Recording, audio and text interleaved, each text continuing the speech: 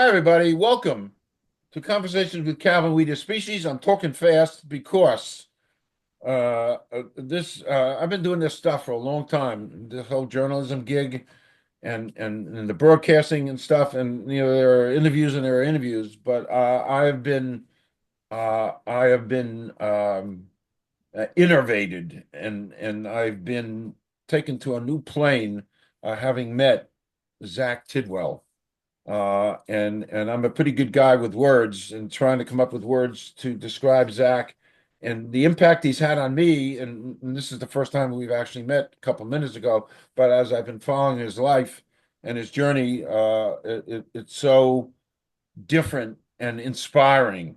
And again, I've done interviewing now, 13, 14 years all over the world. And this is so meaningful to me to have met Zach and to learn about his life journey. Not an easy life journey. We're going to learn about Zach's service to our country in the Marines, and what followed. And then in 2019, uh, suicide attempt. Uh, this tough stuff. This is tough stuff. And it failed, and Zach is here, but blinded and half deaf, but went on to change his whole life around and do things that completely blow me away. And I hope it blows you all away. From software developing and being a speaker and a writer, and an athlete, the snowboarding and even some Brazilian jiu-jitsu. I've become an expert on your life, Zach. And the stuff you do, it is so inspiring. And in my novel, there's a tortoise in my hair. I always promote it, A Journey to Spirit. There are elements there and I said this before you went on air, that help me bond with you. The notion of suicide and trying to find a place for yourself in the world and stuff. So, everybody out there, this is one hell of an interview, and it's not like an interview. It's Zach and I are just going to kind of talk. So. I'm done with my monologue here. Speaking as fast as I can because this is great stuff. So I think first, a little bit of a bio background, Zach, right up until uh, I guess uh, right before you went into Marines. So just a little bit, take it away, introduce Yeah. yourself, and then we'll start talking about your Marine life. All right. This part's easy because there's not There's not much. 12 different areas that it went into. But like you said, my name is Zach Tidwell. I'm 29 years old now, but I grew up all over the place because my dad was in the military as well. And even when he got out of the military after 11 years, we still moved all over the place because he was a federal agent. But I grew up playing sports year round, sometimes multiple sports in one season, and always knew that I was going to go into the military. That's just what the men in my family tend to do, and that is I wanted to be like my dad and those who went before him. So the Marine Corps and especially the Marine Corps infantry wound up being a bit of a surprise, but I would say that's a as succinct as I can be there as possible. Okay. So you go into the Marines and you're there from 2014 to 2018. And it's funny in reading, and I've been studying you and studying you. You became a gunner, and the funny thing is, somewhere along the line, I read that you hate jungles. So, Yeah. Yeah, so I was a machine gunner. Basically, when you go and I went into the Marine Corps wanting to be an infantryman. It's the deadliest conventional fighting force on earth, and I wanted to be a part of it. But you go to infantry school, and during that school, you get split into the different subcategories of the infantry, and mine was a machine gunner. So I worked the platoon that I wound up being in was all heavy machine guns and anti-tank missile men. So 50 cals, Mark 19s, which are fully automatic 40 millimeter grenade launchers. And then our anti-tank missile men were rocking anti-tank missile systems, both tow missiles and the javelin missiles that you've probably seen being employed over in Ukraine. But they employed those in medium machine guns, and that's kind of what I did. But do you want me to explain the hate of the jungle or No, okay. I suffice to say you hate the jungle, so I, so do I. yeah. So do I. And it's funny, I mentioned to you I grew up in the 60s, and the war that was being fought back then was Vietnam. And I developed an allergy to rice patties back in the 60s, and I knew I couldn't go. Um, I knew the 60s were tough. It was a tough time, with civil rights and a lot of, by the way, not much different, I guess, than today. But I didn't like jungles either. And by the way, you and I are different but all right. So, I'm so exuberant about this. And, sometimes I have to kind of grab myself. So you're in the Marines for 4 years and stuff. And now this gets a little sensitive and tough. And I also identify because you had your first marriage back then. Yep. That, and as I read and listened to some of your interviews, as you said, first marriages are tough. Yeah, so I'm not on to marriage number two yet, but But that's all right. uh, it definitely was, and we got married very young. Definitely both, I wouldn't say immature for the age that we were, but definitely immature relationship wise in terms of experience and how to be good partners to each other, and specifically communication, and that caught up with us. I wasn't great at communicating, neither was she. She turned out, found out after finding out that she was having an affair with someone else that she had been unhappy, and just, there was never any communication of that to me. So I didn't know that there were things to fix. But I found out while I was on my second deployment Wow. that she was having an affair, and I found out from the other guy's wife. So he Wow. was married, and she got a hold of me. She found me on Facebook and messaged me, and we were it was the tail end of our deployment, so we were back in normal barracks with Wi-Fi and stuff. And Yeah. she's like, "Hey, I don't know if you're okay with this, but I'm not. Here's what's been going on." And so that was around the end of 2017, and that obviously was not the high point of my life, but I came back and tried to make it work. It didn't. I finally separated in January of 2018, and I was just trying to keep myself very, very busy. It's that seemed to be what kept me on the straight and narrow there, is just, the busier I was, the more worn out I was every night. I could sleep. I wasn't having all this extra time to think about everything that had gone wrong and where my own shortcomings had led to all of that happening. And but one of the things that I was doing at the time on the weekends was I was taking my dirt bike out to the racetrack. Pretty much any weekend that we weren't in the field, I was going to the racetrack.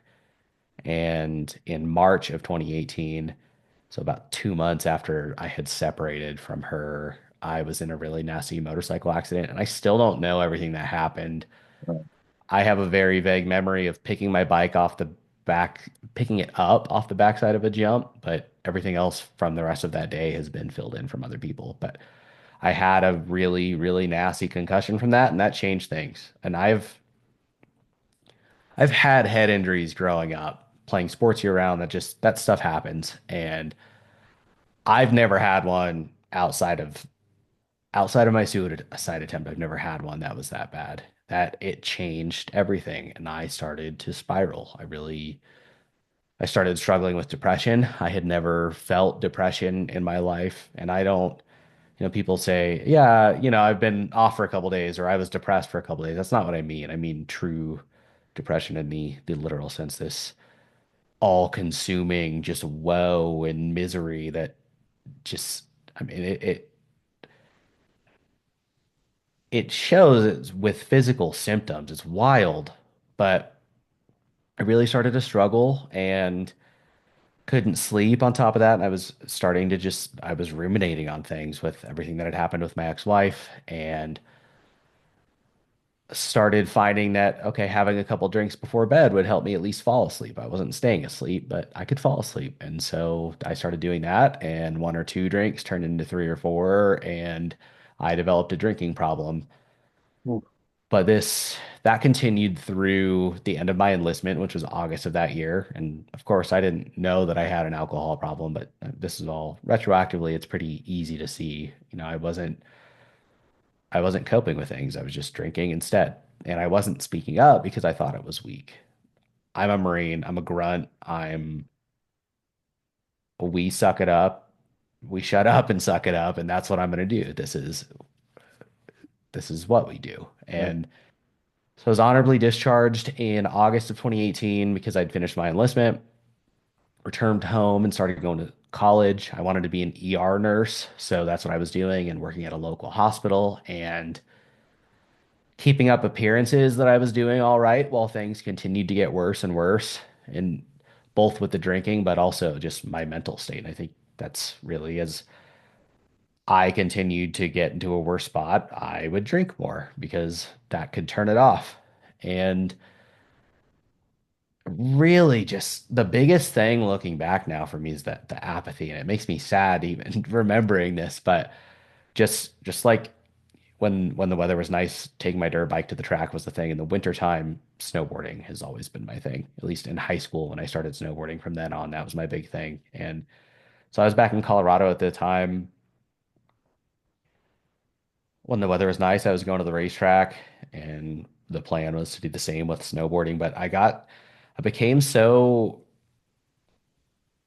just captured by this misery that I was feeling and this increasingly negative state that I was reaching, that I just, you hear people talking about not being able to get out of bed when they're severely depressed. And Mhm. for me, it wasn't, I was still getting up every morning to work out, and then would go to school or work and come back at home at night and drink most nights. But I realized, okay, I'm not, that was me forcing myself to do all those things, and I wasn't wanting to get out of the house. So I started trying to force myself by taking my dirt bike to the track, and I would load all my stuff up and drive out to the track, pay to get in and get there and be like, man, I don't want to be here.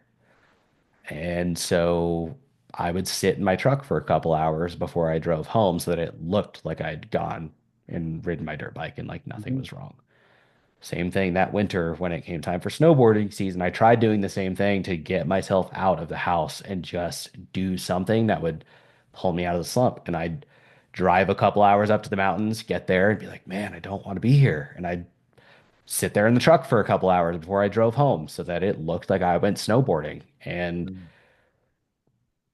Mhm. I kept getting worse and worse. And by the time that March of 2019 rolled around, I I didn't want to be here anymore. On the 27th of March, it was the first time in my life I've ever mishandled a firearm. I grew up around guns and then did guns professionally for 4 years as a machine gunner, but I was actually completely sober that night, but I cleared out my concealed carry firearm and I held it to my head for the first time. And it was, I had felt like it was this inescapable spot I was in. And I think that's probably how all people feel that are on the path to, or in that suicidal state, is you erroneously believe that it is inescapable. And especially that's so ridiculous looking back at my situation because all I needed to do was speak up. But I thought it was weak, and so I didn't. And that night when I held the gun to my head, I felt like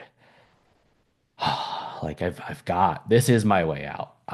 Okay, there is a way out of this. And as crazy as that sounds, I felt almost at peace with the fact that there's an escape hatch here. That's March 27th. March 30th, my parents came to my apartment with my two younger sisters and just visited, thought that I seemed grumpy and tired, but I was pretty grumpy at that time, along with the motorcycle accident. I became very agitated and very impulsive with things. pretty common with big head injuries for things like that to happen. But I didn't see that myself at the time. But I acted like everything was okay outside of seeming grumpy and tired. And the next day, I shot myself in the head. I I had, for whatever reason, decided that that was the day and had a couple drinks, trying to get some liquid courage in me. And also, I instead of writing a suicide note, I thought it would be more personal to sit down and record myself explaining everything to my family because again, I hadn't spoken up about any of this stuff. Right. So to my iPhone camera, I that was the first time that I ever laid any of that stuff out. And I don't remember any of this either. This is all being filled in from what I've been told post all of Mhm. this. But while I was recording that video, my roommate came home early. I had a two-bedroom apartment with a buddy that I'd gone to high school with. He came home early from work and was out in the kitchen making dinner. So I went out and talked to him like nothing was wrong after I'd been bawling in my room, recording myself as I tried to say all these things out loud for the first time. Went out and talked to him like nothing was wrong and just, oh, how's your day? Cool. How was work? You gonna like we played video games, so I was like, yeah, you gonna hop on Xbox later tonight? And he's like, yeah, I'll do it after I finish here with dinner and doing the dishes and stuff. I'm gonna go in my room and then I'll hop on Xbox. And apparently I went back to my room after that. A few minutes later, he went back to his, and shortly after that, he heard the gunshot. And he didn't realize it was a gunshot. He thought that a pot had fallen out in the kitchen. He came out the kitchen, saw that nothing was out of place, knocked on my door, and I didn't answer. So he opened it, and I was slumped on my bed with a bullet hole in my forehead.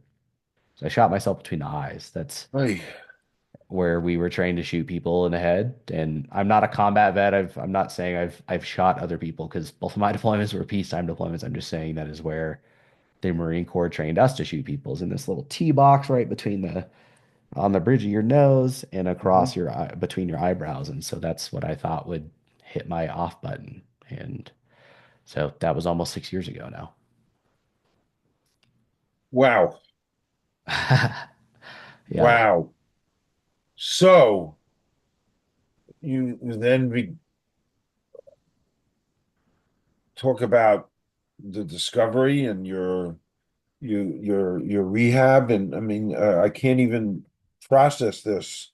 And the plastic surgery. I mean, the whole. So you went through many months of hospitalization, getting yourself fixed up, and bringing yourself back.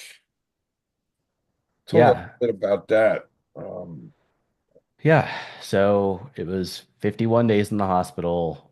I don't know the exact timeline early on because I was so out of it and I was on life support for the first, I don't know how long, but they took me off of life support and I was completely blind and deaf in one ear and had the bullet hole in my forehead. They kept it open for about 40 days that I was in the hospital, and the right side of my right eye socket and the bridge of my nose and my sinuses were basically gone. But I was so messed up from the concussive force of the round entering my skull because it didn't enter my brain. Not a single piece of the bullet entered my brain thank goodness. somehow. But I was so messed up that I didn't even realize I was totally blind. I didn't realize I was visually impaired to any extent. Like I could have a conversation with people like we're having right now, but I was seeing these just wildly vivid hallucinations essentially of like the settings that I was in. And so it took them a while to get the point across that I was blind, but when they did, they were saying that, okay, you're going to get some sight back in your left eye when we do the facial reconstruction surgery, because one of the bone fragments is pushing up against your optic nerve. And that turned out not to be the case. One day when the ICU doctors were making their rounds before I was stable, because they would come in every morning and basically run down. In my mind, I'm picturing a clipboard that they're going down, but obviously I couldn't see them. This this female doctor, just without any sort of prep, just dropped it on me that I was going to be completely blind for the rest of my life. And when my parents got to the hospital later that day and we were talking about it, there was the initial like, all right, well, what do we think about this? But that turned into discussions of what my future might look like. And okay, maybe you can be a counselor or get a guide dog or be a therapist. And my mind went to in the at least in the chow hall that was on my area of Camp Pendleton, where I was stationed in Southern California. The salt and pepper shakers in really fine print said made proudly by the blind and visually impaired on them. And Well, I had never been around blind people before, but for some reason that stuck with me in the moment, the well, hours after I found out that I was going to be one of those people. And my response to my parents was, I'm not making fucking salt and pepper shakers. And they were like, what are you talking about? And I was like, I explained it to them, but that set the tone moving forward. And that was in that moment, like I made the choice right then and there that I was not going to not do something with my life just because my mistakes had left me blind and with whatever complications that came with that, like the deafness in my ear and well, everything else. But so finish everything with the hospital. Again, it was 51 days in the hospital. I was home for a month after that and then got sent to blind rehab and basically went to school to learn how to be blind for 2.5 months. It was all the basic skills like getting introduced to a cane and braille and the screen reading software that I use with my computer and my phone and learning how to cook again. And I I came home from that and lived with my parents for a little bit, but what was really the key moment here was so this was late summer of 2019. In December of 2019, so about 8.5 months after I shot myself, I was snowboarding in the Rocky Mountains with a well, couple other blind veterans. well, And well, I couldn't cook for myself yet or anything. I was having to have these supervised cooking sessions with my parents to have them watch me cook scrambled eggs so I could get the feel for when they're done and stuff like that. But I got back up there and was snowboarding, and it it was my first taste of independence again because so I was pretty good at snowboarding when I could see. Doing it blind was not successful whatsoever, but the fact that you could, even though I was falling constantly and never really got off the bunny hill or any of the beginner terrain, it was okay. Once you get me to the slope, I can't, this is on me. And yes, there's someone with a radio in my ear talking to me to guide me, but that's it. No one's holding my hand for this. And I'm not having someone wipe my ass in the hospital. I'm not having someone cook my food or hold my hand while I go down the mountain. And that was a huge eye opener for me. And a month after that, I was back in college. I couldn't be a nurse. I did everything that I could to find proof of a blind nurse, and it's not a thing. I decided I was going to go for clinical psychology. That's January of 2020, carrying through 2020. I got 6 months after that, I was back out on my own, so middle of 2020.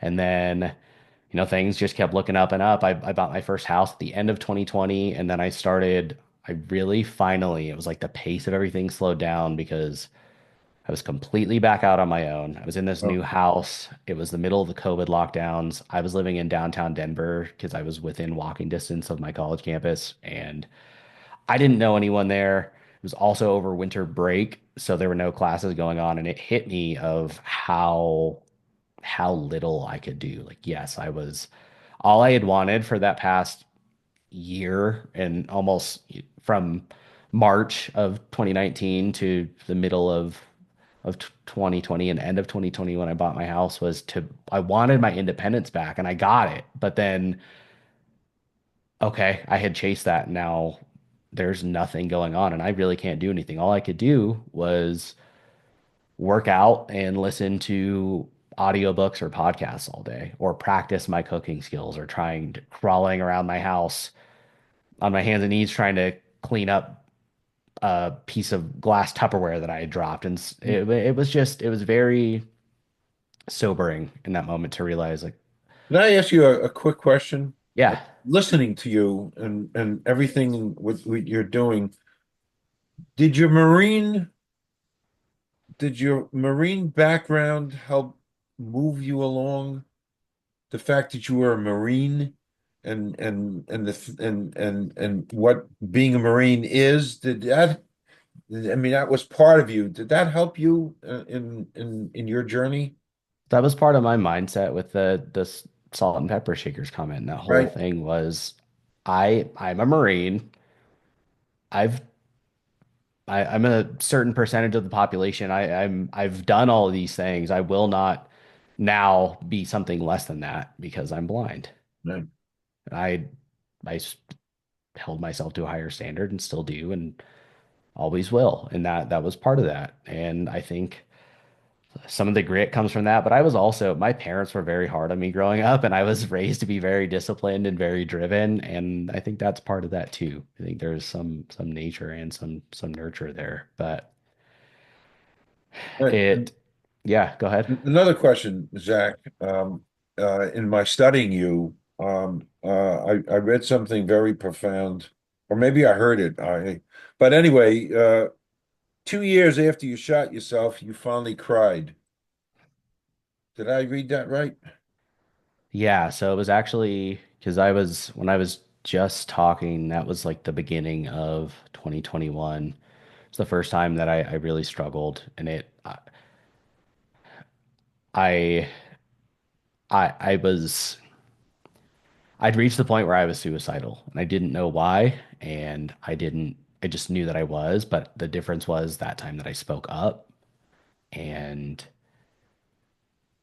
I cried during that time because I was so it was just out of the really senseless sadness that I was feeling and the fact I was terrified that I didn't want to be here, but I told my psychologist and I can breeze through that to get to your question, but long story short, after after that I wound up going to I was on a trip with some other blind vets and we it was over 9/11. Actually, now that I say this, I can't remember if it was 2020 or 2021 for this trip, but we I believe it was 2021, but it was 9/11 and it was the last day of the trip. We were supposed to that we were going to do this a culminating hike into to in memoriam this mountain that we were supposed to summit. The vertical elevation that we attained was supposed to be more than either equal to or more than what it would have been to climb all the flights of stairs in the one of the towers that went down on 9/11. So we did it, but I hiked this mountain because it was all single track trail. So it's all just basically single file is all that means. But I again, no one guided me. I used trekking poles, and there were, there was me and one or two, I think one other totally blind vet, and everybody else was low vision. And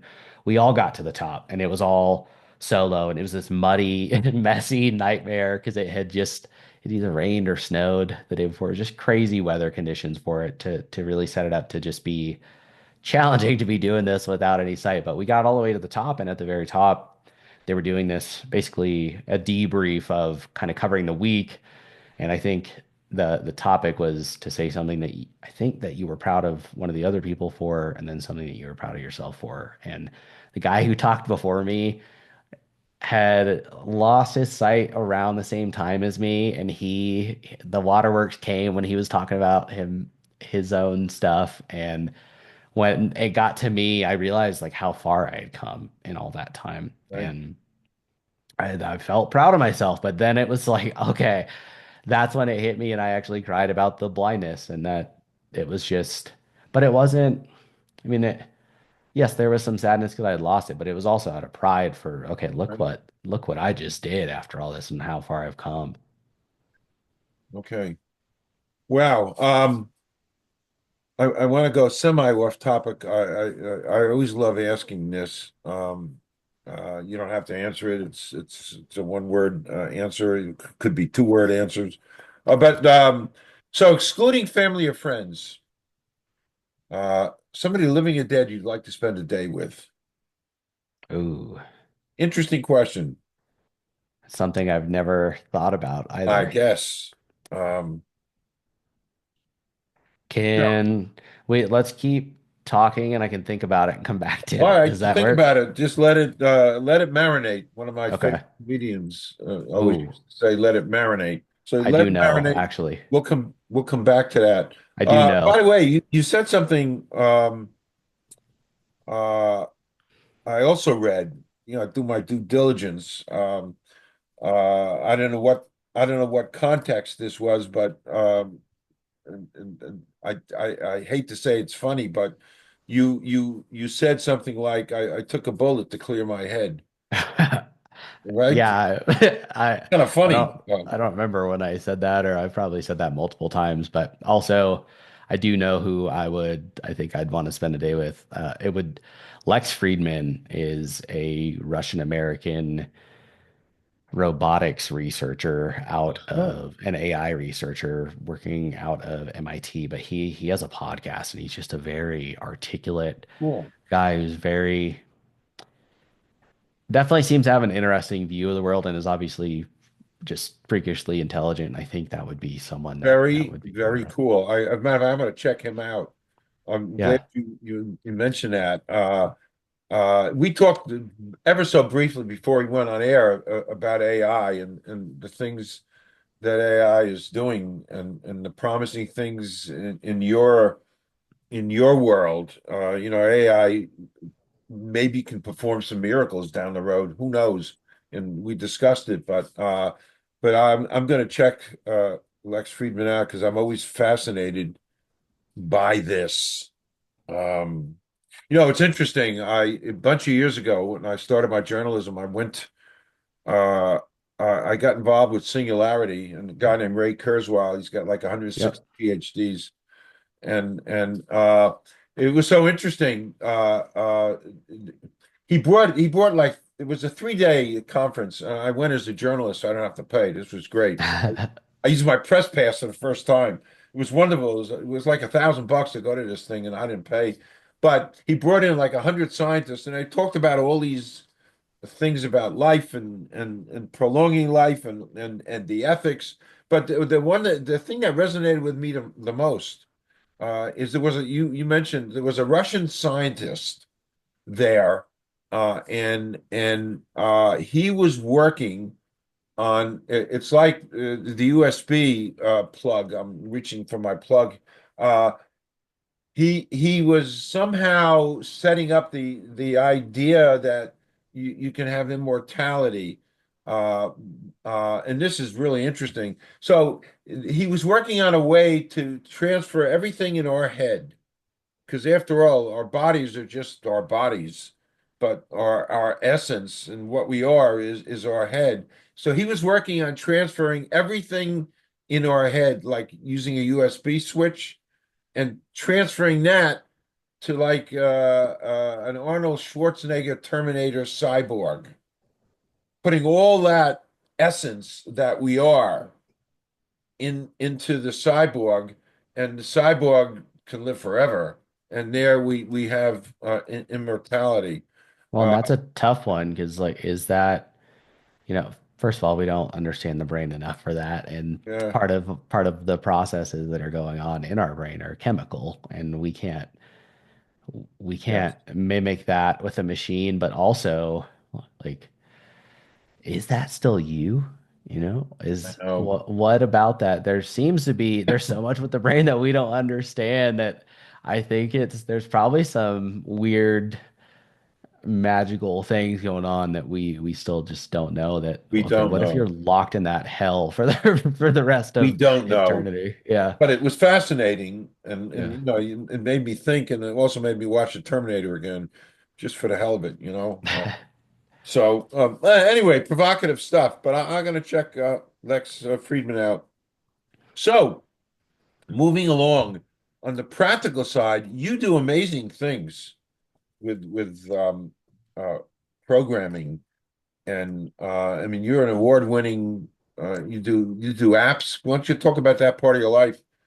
Because that's even beyond my comprehension what you do. Yeah. So this all actually came about because it came about in 2021, basically after that depressive period that I was talking about. But in the middle, it was over the summer semester of 2021 because I was pursuing that clinical psychology degree, but I'd reached my first math class and my college, all public universities are technically required by the Americans with Disabilities Act to convert materials for disabled students to be able to access them. So for me, it was, a lot of it came down to when I was writing research papers, they had to convert those PDFs into Word documents so I could read them with my screen reading software or whatever it was. But when I reached this math class, they weren't doing that. And instead, they assigned someone to be my eyeballs. So it was a sighted student who would read these huge data sets for me because it was a statistics class. It was statistics for clinical research. And she'd read these massive data sets to me. I'd perform, successive calculations on my talking scientific calculator and then give her answers. She'd plug them in for me and we'd do it all over again. And it was taking me hours to do assignments that should have taken a fraction of the time. And I got very frustrated by the fact that, I had all of my independence back at this point. I was doing back out on my own. I was in college. I was doing the skiing and the rock climbing and whitewater kayaking and had started jujitsu and it kind of drove me nuts. And after we took our first exam that night, having not known that I was an alcoholic, I ordered some alcohol to blow off some steam, and that actually kicked off 2.5 years of rampant alcoholism. But also that my experiences with that in that class made me start wondering like why can I do some things on my computer but not others? How come websites are accessible to me and others aren't? How come I can write my research papers but I can't do this math homework? And I started researching and I found out that access technology like my screen reading software is entirely dependent on the code of each app or website that you're using or that I was accessing. So whatever developers design the front end or the visual elements of the software that you would see have the ability to make them accessible or not, but they have to take specific steps to do that. And I had no experience with coding or really any background with tech outside of basic skills needed to live life as a 25-year-old at the time. But I decided I was going to drop out of college and become a part of the solution because this is a very prevalent issue, just not just in education, but in everything. And so in October of 2021, I started teaching myself how to code. And 2 years later, my first app came out. It was just a word puzzle game, but it won a couple Game of the Year awards for my work Wow. because it looked and functioned totally normally. Like if you had downloaded it on your phone, would have looked like any other app to you. Would have been a little word puzzle game, but it was accessible for virtually any physical disability. So whether someone was totally blind like me, or just colorblind, or completely blind and completely deaf, or had no arms, or was paralyzed from the neck down, my app adapted automatically to their different access technologies to make it accessible to them too. And that's Wow. also I started making progress with my alcoholism then because I finally felt like I'd come full circle and had a purpose again. The worst point of my alcoholism, which was shortly or immediately after I was diagnosed with Huntington's disease, I was going on blackout binges for 2 or 3 days straight, recovering for 2 or 3 days, and then waking up and doing it all over again. But after the app came out and I started getting it came out on the 4th of July in 2023. I started getting these positive emails from people just thanking me and telling me like the impact that it was having for them. It was, hey, I've got something that I can it's obvious that there's been effort put in here. Now it's giving me access to a game that I can play with my sighted wife or whatever. And so I strung together a month of sobriety and then I fell off the wagon and I got 2.5 months and then I had my last drink on December 5th of 2023. And at the end of that year is when it won those two Game of the Year Wow. awards for the Wow. work that I did. Yeah. Wow. That's a wow. It's such a wow. You are a wow. Thanks. No, you really are. I mean, I'm a writer, and I come up with adjectives, and I can come up with 100 adjectives for you.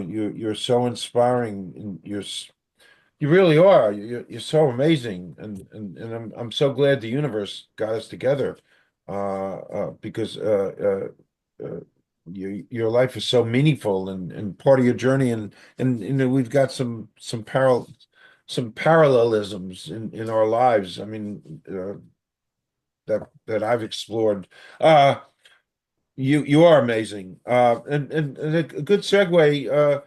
Real quick, words of advice to young and older people based on your journey. Words of advice, and I think I can plug some of that in myself. Are you asking mental health wise, Yeah, just in sure. general? Okay. Yes. Yeah. I mean, you've been down that road, and you know, I didn't mention to you, but I've done probably a dozen or so mental health interviews over year, the last 4 years. Yeah, I work with women's health at Rutgers Medical School, and I'm on the advisory committee, and that led me down the road to do at least a dozen mental health interviews. Important stuff, but you know, you've lived this stuff. So, you know, the enormous respect for your journey. So, you know, just compactly, I mean, My biggest one is you have to speak up if you're struggling and know that it can and it will get better if you show up and do the work. That is as straightforward as I can be with it. It's perfect, not going to be easy. It's not going to be comfortable and it's going to suck, but it can and will get better. perfect, perfect. Um, the last segment here is I'd like you to talk about you have an upcoming book that I think you're in your second draft of it now. Yeah, I should be finished with that here in the next couple of weeks, and then I'll probably hire some alpha readers to give me feedback and continue the process from there. But it's a memoir. It really dives into there's some stuff that we, for the sake of time, weren't able to get into today, but it's a memoir that does give some background on me, but really focuses on the suicide attempt and everything since, and it touches on mental health and addiction and these I've learned a lot in how to deal with this stuff. I mean, believe it or not, life doesn't get easier after you shoot yourself in the face and maim yourself forever. Like I've faced some stuff and I've gotten through it and I'm in a good healthy spot now and I'm sober and I've learned a lot along the way and I also there's a lot there that I feel like I need to share for people who, family members and loved ones of people who have tried to kill themselves and have succeeded, but also to share this stuff to hopefully keep someone else from going over that ledge and seeking help. And then also for family members and loved ones of people who struggle with addiction and try and give the insight of what it's like to be the one kind of in the grips of those things, but also not in a way that's in a way that's asserting accountability on the individual and like, announcing this stuff is not okay and it is okay for you to set boundaries and Right. to walk away and stuff like that. But So I still don't know when that will be out because the publishing process, as you've seen, is a bit of a nightmare. But Yes, it is.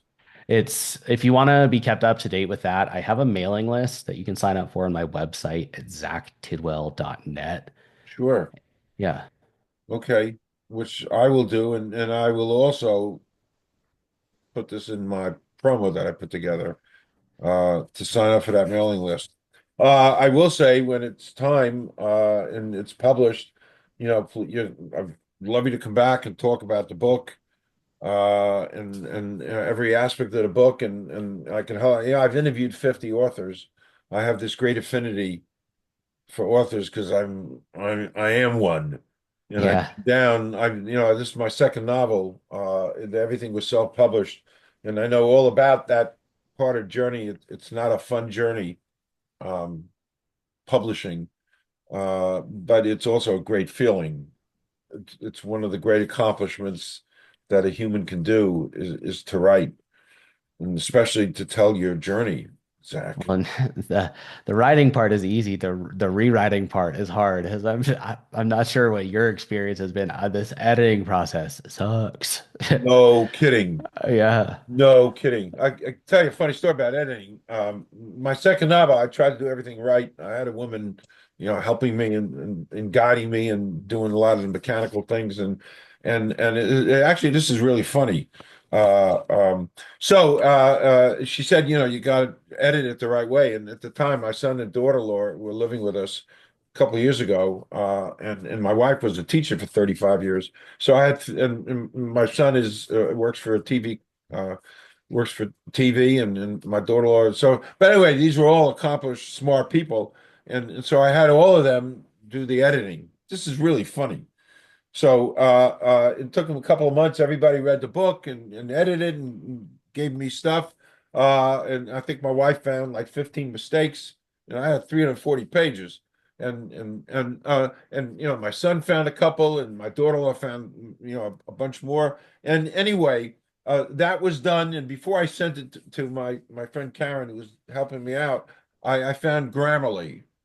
It does editing and stuff. So I Yeah. took the first page of my novel. By the way, this is like a comedy routine, for Jimmy Kimmel. I don't know. So I took the first page, and they said the first page was clean, everything was cool, and stuck it into Grammarly, and I swear, Grammarly found 40 mistakes on the first page. 40. Yeah. That's Now, I'm very hesitant to have loved ones and friends read it yeah, until it's finished because because I they don't I want don't, to they don't, they don't do it right. I don't want to hurt your feelings. No, Yeah. and then but 20 of those mistakes weren't mistakes. 20 out of the 40, it was my writing style was a little different. So Yeah. it wasn't picking up my writing style. But there were 20 mistakes in the first page. So I went to the second page and see maybe there's a mistake there. And I only picked out 20 mistakes on the second page. At which time I packed it all in and said I need to do it the right way, and got an editor. But Yeah. it's quite a journey. But hey, I'm here to help you if in any ways I can. We'll talk about that off air.